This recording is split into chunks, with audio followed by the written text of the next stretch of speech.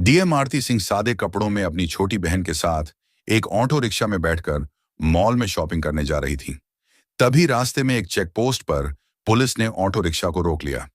Inspector Ashok Singh ने auto चालक से कागजात की मांग की और कमी निकालते हुए रिश्वत की मांग शुरू कर दी। पुलिस इंस्पेक्टर ने कहा, तुम्हारे वाहन का इंश्योरेंस नहीं है, पोल्यूशन सर्टिफिकेट नहीं है, चालान तो कटेगा ही।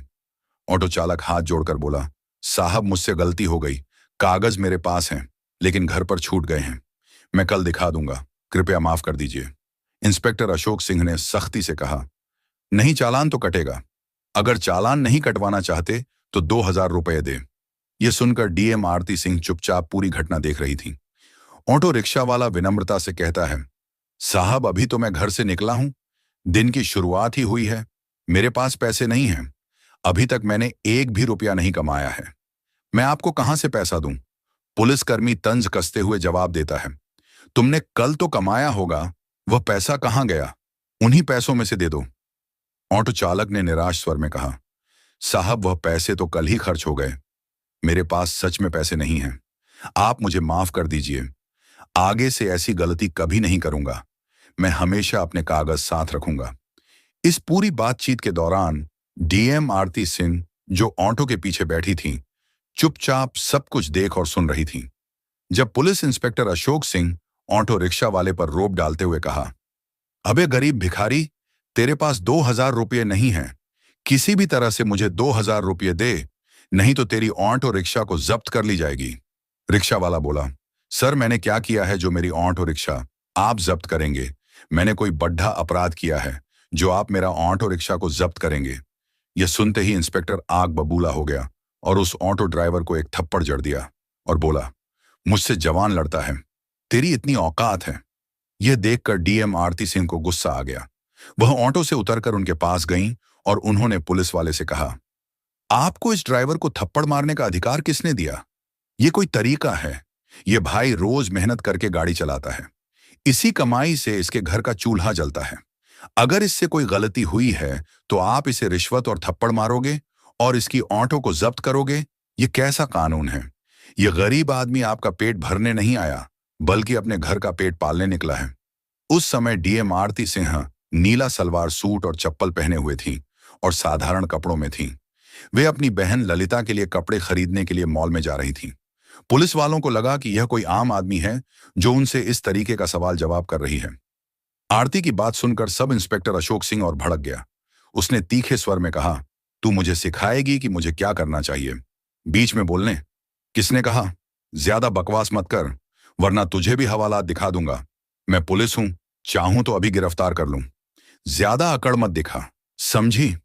अशोक सिंह को बिल्कुल अंदाजा नहीं था कि जिससे वह इस लहजे में बात कर रहा है वह दरअसल एक डीएम अधिकारी है। आरती ने शांत रहते हुए कहा, सर आप पुलिस वाले हैं तो क्या लोगों को लूटेंगे, गरीबों से जबरन रिश्वत लेंगे? ये जो आप कर रहे हैं ये न सिर्फ गलत है बल्कि कानून के खिलाफ भी है। आरती की बात सुनकर अशोक सिंह आपा खो बैठा। उसने गुस्से में आरती को थप्पड़ मार दिया और बोला, तू मुझे कानून सिखाएगी? तुझे उसी वक्त से देख रहा हूं, बहुत ज्यादा बड़बड़ा रही है। तुझे लगता है कि तुझे मुझसे ज्यादा कानून आता है। ज्यादा गुस्सा मत दिला, वरना तुझे और तेरी बहन ललिता दोनों को जेल में सड़ा दूंगा। चलो जल्दी, ऑटो लेकर भागो यहां से। ऑटो चालक ये सब देखकर डर के मारे चुप था। वहीं आरती ने अपने गुस्से को काबू में रखा। वह जानबूझकर अपनी पहचान उजागर नहीं कर रही थी, क्योंकि वह देखना चाहती थी कि सब इंस्पेक्टर अशोक सिंह कितनी हद तक गिर सकता है। फिर वह ऑटो रिक्शा पर बैठे। कुछ देर बाद ऑटो ने उन्हें कपड़ों की मॉल पर उतार दिया। आरती ने अपनी बहन ललिता को अंदर ले जाकर उसके लिए सुंदर सुंदर कपड़े खरीदे। बाहर से भले ही आरती शांत दिखाई दे रही थी, लेकिन मन ही मन उसने ठान लिया था, इस सब इंस्पेक्टर अशोक सिंह को सबक सिखाना ही होगा। कानून का मजाक उड़ाने वाले ऐसे अफसर थाने में रहने के लायक नहीं हैं। मॉल से लौटने के बाद आरती ने सोच लिया कि क्यों ना थाने जाकर यह पता लगाया जाए कि वहां का माहौल कैसा है। आखिर अशोक सिंह वहीं काम करता है, और अगर पूरा थाना ही भ्रष्टाचार में डूबा हुआ है तो सिस्टम को अंदर से साफ करना जरूरी है। अगले दिन सुबह आरती ने अपनी असली पहचान छिपाते हुए एक आम लड़की का रूप धारण किया। उसने हरे रंग का सलवार सूट पहना और सीधे थाने पहुंच गई। थाने में प्रवेश करते ही उसकी नजर सामने की कुर्सी पर बैठे इंस्पेक्टर राजेंद्र मिश्रा पर पड़ी। वह आराम से पंखा झलते हुए मोबाइल पर बात कर रहा था। आरती सीधी उसके पास गई और बोली, सर मुझे एक रिपोर्ट लिखवानी है। आरती कुछ और कहती, इससे पहले ही राजेंद्र मिश्रा ने उसे बीच में टोक दिया। किसकी रिपोर्ट लिखवानी है? तुझे पता नहीं, यहां रिपोर्ट लिखवाने की फीस 5,000 रुपये लगती है। पैसे लाई है क्या? अगर पैसे हैं तो बोल, वरना फौरन दफा हो जा। यह सुनकर आरती की आंखें गुस्से से लाल हो गईं।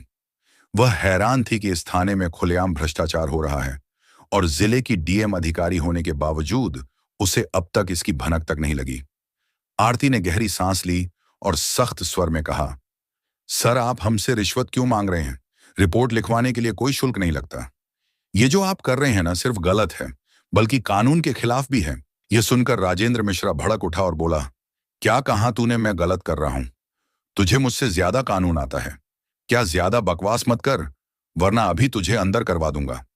आरती समझ चुकी थी कि यह इंस्पेक्टर भी उसी रास्ते पर है जिस रास्ते पर अशोक सिंह था। उन्होंने शांत रहते हुए पूछा, आपके थाने का सब इंस्पेक्टर अशोक सिंह कहाँ है? राजेंद्र मिश्रा झल्लाकर बोला, क्यों तुझे उससे क्या काम है? मुझसे सवाल मत कर, खुद जाकर बात कर ले। आरती ने फिर कहा, सर आप रिपोर्ट लिखिए, वरना मैं आपके खिलाफ एक्शन लूंगी। आप मुझे नहीं जानते कि मैं कौन हूं। यह सुनकर राजेंद्र जोर से हंसा और बोला, तू मुझे धमका रही है? तुझे देखकर तो लगता है या तो तू भिखारी है, या कूड़ा कचरा उठाने वाली, या फिर किसी घर में झाड़ू पोछा करने वाली होगी। यहां रिपोर्ट नहीं लिखी जाएगी। अब निकल जा, वरना धक्के मारकर बाहर फेंकवा दूंगा। आरती ने खुद को कंट्रोल किया। वह समझ गई थी कि ये सब के सब उसी पानी से नहलाए हुए हैं जिस पानी से इंस्पेक्टर अशोक नहला है, और उन्होंने मन ही मन ठान लिया या इन्हें मजा छकाना ही पड़ेगा। लेकिन पहले मुझे इनकी पूरी करतूतों को देखना चाहिए। फिर वह थाने से बाहर निकलकर थोड़ी देर सोचा, फिर अपना मोबाइल निकाला और अपने अधिकारी आईपीएस और आईएएस को फोन कर दिया कि इस थाने में मैं मौजूद हूं, आप लोग मेरी गाड़ी लेकर आओ। इतना कहकर वह दोबारा थाने में प्रवेश किया। जैसे ही राजेंद्र ने उसे देखा, वह गरजते हुए बोला, ये लड़की फिर से आ गई।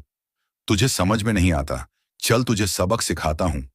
अब तो लगता है तुझे जेल में डालना ही पड़ेगा। राजेंद्र मिश्रा ने गुस्से से कहा। आरती ने बिना घबराए धीमी मगर स्पष्ट आवाज में जवाब दिया, सर मुझे सिर्फ रिपोर्ट लिखवानी है। आप रिपोर्ट दर्ज कीजिए।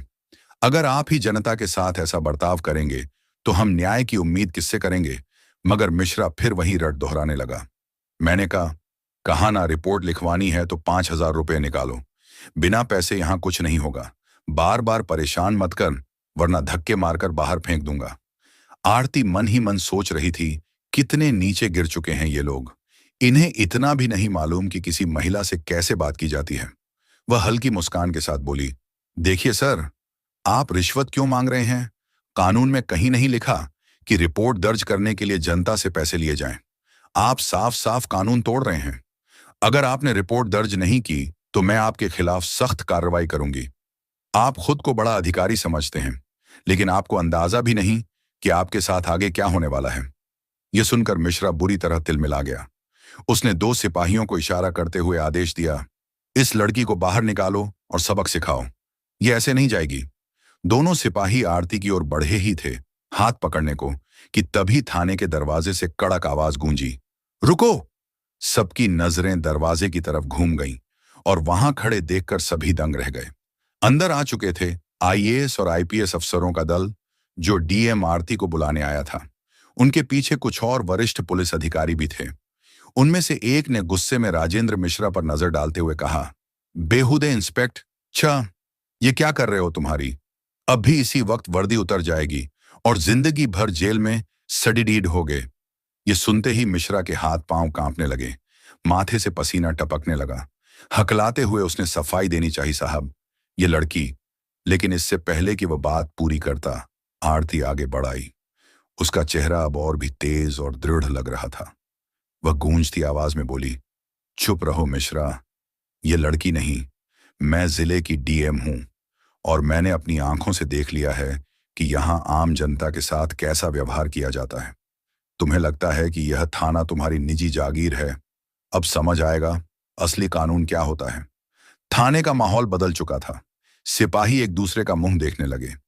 जिन दो सिपाहियों ने अभी अभी आरती को पकड़ने की कोशिश की थी, वे डर के मारे पीछे हट गए।